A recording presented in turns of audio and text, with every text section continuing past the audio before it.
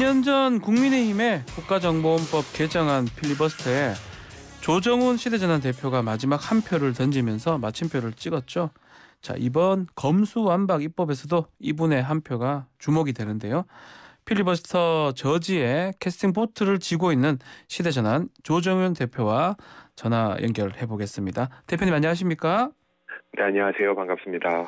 자, 공교롭게도 국민의당의 권은희 의원이 이 법안 찬성으로 돌아선 날에 대표님은 또 반대 입장을 밝혔습니다. 결국 또 180에서 179로 한석 정도가 모자라는 상황이고 캐스팅 보트 역할을 한다는 얘기가 많습니다. 어떻습니까? 예, 아주 우연히. 네. 네, 의원님, 대표님. 전화 연결이 잠깐 끊어진 것 같습니다. 잠시만요. 네, 다시 한 번 더 전화 연결을 해보겠습니다. 네, 질문을 드리자마자 캐스팅 보트 얘기를 하자마자 전화 연결이 좀 끊어졌는데 지금 필리버스터 관련해서 시대전환에 조정훈 대표하고 전화 연결이 되어 있는데 잠시 전화 상태가 좋지 않아서 다시 전화 연결을 해보도록 하겠습니다. 네, 자 의원님. 네네. 네, 전화 연결이 네. 갑자기. 네. 예, 어떻게 이렇게 상황이 된 것 같습니다. 네네. 저는 한 열흘 전 민주당이 검수완박을 강행 처리하기로 당론을 정하면서 네. 저의 입장을 좀 생각해 왔고요. 네. 어느 정도 정리가 돼서 반대 입장을 내는데 마침 또 권은희 의원께서 찬성의 입장을 발표하셔서 이렇게 된 것 같습니다. 172명이라는 막강한 권력, 원내 권력을 갖고 있는 민주당의 결정이 한 명밖에 없는 정당의 의원의 결정에 영향을 받는다는 것이 네. 바로 민주주의가 다수가 결정하지만 소수의 의견을 존중하는 이 양대축이 균형을 이뤄야 된다는 민주주의 원칙을 다시 한번 드러낸 것이 아닌가 싶습니다. 뭐 많은 얘기를 들으셨을 것 같아요. 뭐 민주당에서 아니면 또 국민의힘이나 다른 데서 이거 관련해서 좀 동참해달라 이런 얘기 많이 들으셨을 것 같아요. 네, 필리버스터에 동참해달라, 저지해달라. 네.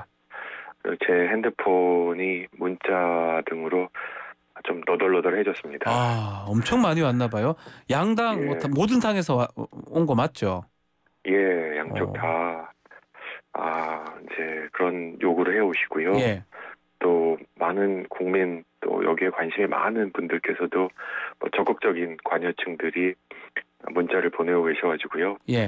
제가 중요한 문자를 놓치는 지금 상황들이 발생하고 있습니다. 그 정도로 많은 분들이 의견을 주고 있는데, 자 대표님께서 최근에 이 검수완박 관련해서 개혁이 아니라 이 권력 이동에 가깝다, 정치 편가르기의 영역이 되어버렸다라고 지적을 하셨는데 가장 큰 문제점 어떻게 보시나요?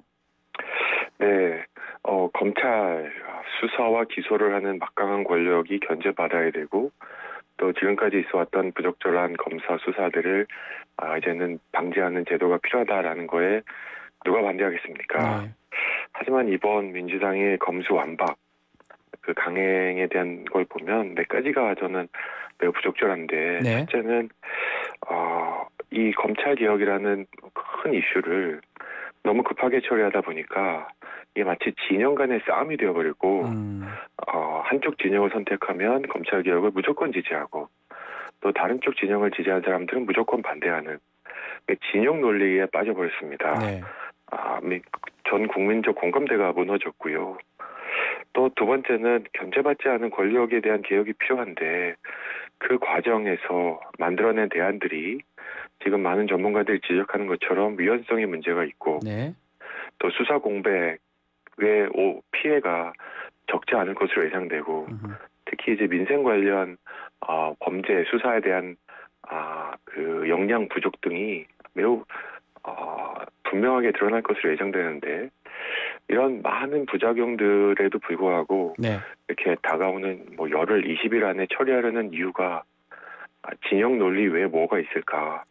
그래서 섣부른 개혁이 지금 진정성까지 의심받게 된 아무리 좋은 취지도 방법과 속도를 잘못하면 이를 망칠 수 있다는 또 하나의 사례가 되지 않은가 해서 안타까운 마음입니다. 민주당에서는 아실 것 같은데 뭐 대통령 당선인을 뭐 생각하지 않을 수 없는 것 같아요. 만약 이제 5월 10일 취임이 되면 거부권 행사가 당연하고 3분의 2가 필요한데 결국 지금 하지 않으면 이 법은 불가능하다라고 보는 것 같은데 이건 어떻게 보십니까?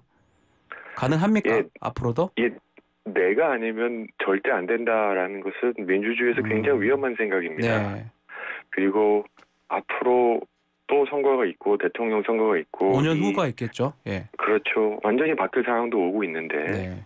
그러면 만약에 그런 상황이 됐을 때 반대쪽에서 밀어붙이면 또 민주당은 뭐라고 할까? 음흠. 아무리 좋고 중요한 의제라도 민주주의를 존중한다면 민주주의 제도에 맞는 절차를 밟아 나가는 것이 맞고요. 네. 그것이 더 많은 시간을 요구하고 완전하지 않은 해결책을 요구한다 하더라도 존중해야 하는 것이 민주주의를 지키겠다고 선언한 국회의원의 역할이라고 생각합니다.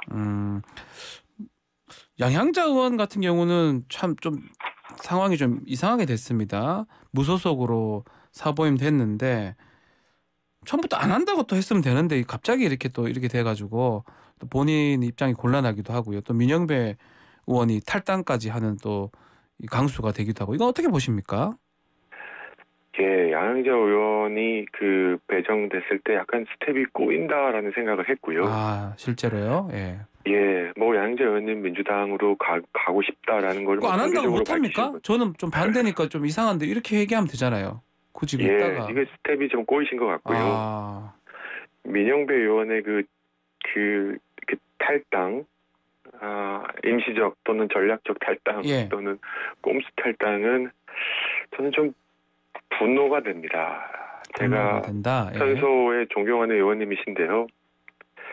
과연 이것이 검찰 개혁의 핵심이라는 게 수사와 기소라는 막강한 권력이 견제받고 적절히 사용된다는 게 명분 아니겠습니까? 네.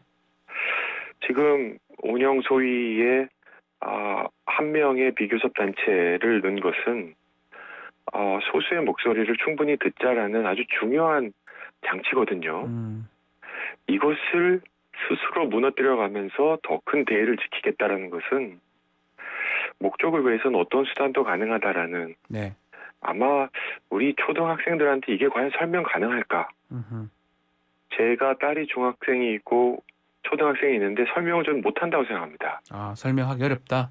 네, 예. 이걸 위해서는 어쩔 수 없다라는 것은 우리 청년들 이제 민주주의를 태어나면서부터 살게 된 분들에게는 받아들일 수 없습니다. 이런 생각을 해봅니다. 네. 우리 586 그 운동권 선배님들이 독재를 위해서 피 흘려 싸웠는데 어떻게 보면 민주주의를 살아보지 못한 세대가 아닌가. 반독재하기 위해서는 열심히 했지만 어떻게 보면 이게 민주독재거든요. 네. 입법독재거든요. 스스로 저는 586 이후의 세대로서 민주화를 이룬 선배들을 우상처럼 생각했는데 지금은 그 우상들이 괴물이 되어가는 게 아닌지 하는 생각을 합니다. 괴물이다.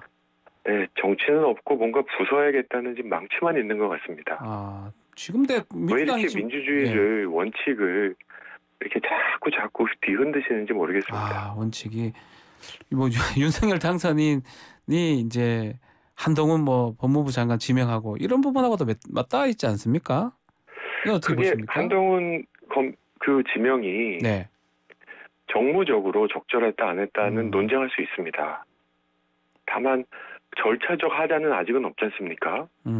오히려 뭐 국무총리나 다른 장관 후보자들이 도덕성이나 적법성에 문제가 있다. 이거는 뭐 민주당 의원님들이 충분히 저도 제 관련 상임위에서 누구보다도 날카롭게 지적할 예정입니다. 예. 그거에 대한 역할을 하는 것과 지금 적법적이지 그러니까 민주주의에서 아주 중요한 소수에 대한 절차 필리버스터도 그렇고 운영위원회 한 명의 그 역할도 그렇고 소수에 대한 보장들을 하나씩 무력화하면서 네. 172석의 뜻을 이루겠다. 내 길을 막지 마라 이거지 않습니까?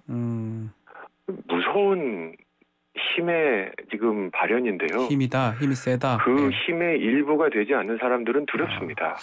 자, 그러면 뭐든지 다 하겠구나. 한편으로는 어제로 제가 알고 있는데 윤 당선인 측 인수위 측 뭐 같아요. 방송 인터뷰 과정에서 국회 입법권 박탈하겠다 이런 얘기도 나왔거든요. 이거는 또 국회의원으로서 어떻게 보십니까? 국회 입법권을 박탈하겠다. 네네네. 누군지는 제가 정확하게 박민석 전 의원이. 네, 그 정반대가 돼야 되겠죠. 예. 국회의원은 입법권이 있는 거고요. 네. 행정부가 갖고 있는 행정 입법이 있습니다. 이제 부처도 이제 법안을 발의할 수 있거든요. 네네.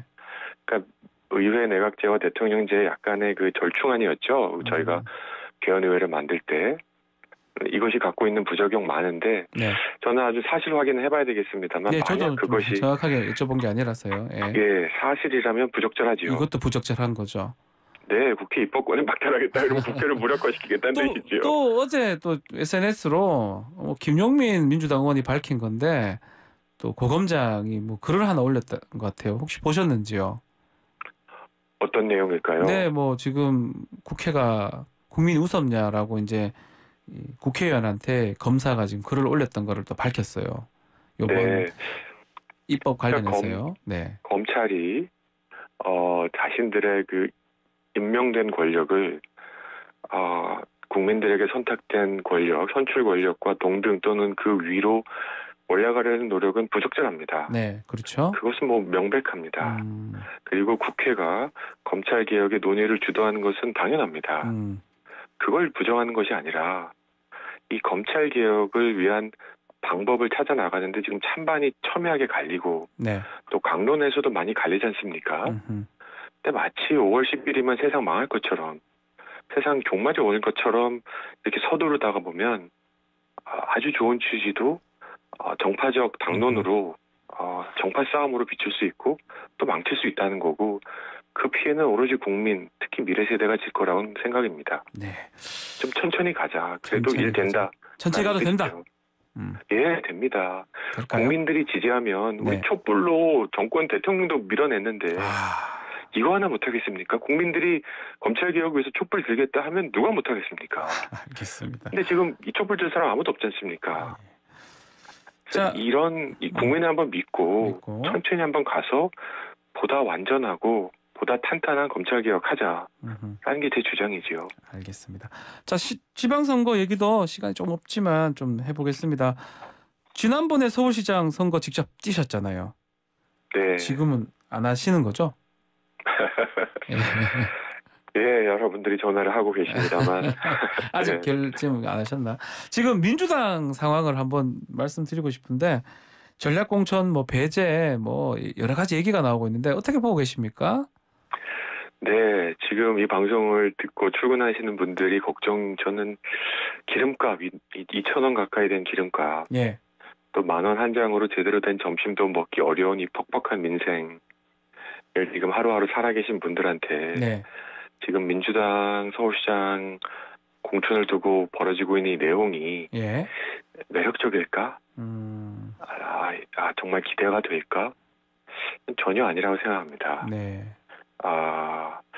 마치 이 과정을 통해서 국민들의 지지를 받을 수 있다라는 생각을 하실 것 같은데요. 네. 저는 원칙도 없고 지금 민생으로 빨리 지금 새로운 정부와 견제를 하는 그런 의미가 지방선거에 있을 텐데 매우 시간을 허비하고 있고 아쉽다. 아시겠지만 말씀하신 대로 지난 4월 7일 제가 서울시장 보궐선거에서 민주당과 단일화를 했거든요. 그렇죠. 알고 있습니다. 근데 지금의 상황이라면 전 절대 단일화 안 했을 것 같습니다. 안 하고 싶다. 예. 그때는 박영순 후보가 정책 선거하겠다, 비전 선거하겠다. 네. 그래서 인물도 단일화했고 정책도 단일화했고요.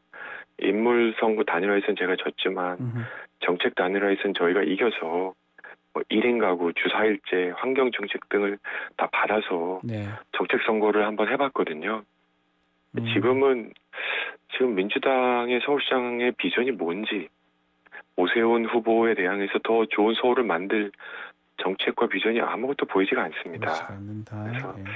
좀 안타까운 생각이고요. 네. 다시금 우리 정치는 국민들이 지지하지 않으면 신기루처럼 사라지는 것이다. 아무리 172석이던 원내 절대 다수던 이 국민들의 민심을 잃지 못하면 순식간에 무너지는 것이 정치이기 때문에 그것을 좀 명심하셨으면 좋겠다. 남의 당의 내부 사정에 제가 감나라 배나라 하긴 좀 뭐하지만 그런 말씀을 좀 드리고 싶습니다. 알겠습니다. 자, 오늘 말씀 여기까지 듣겠습니다. 감사합니다. 네, 감사합니다. 네, 시대전환의 조정훈 대표와 말씀 나눴습니다.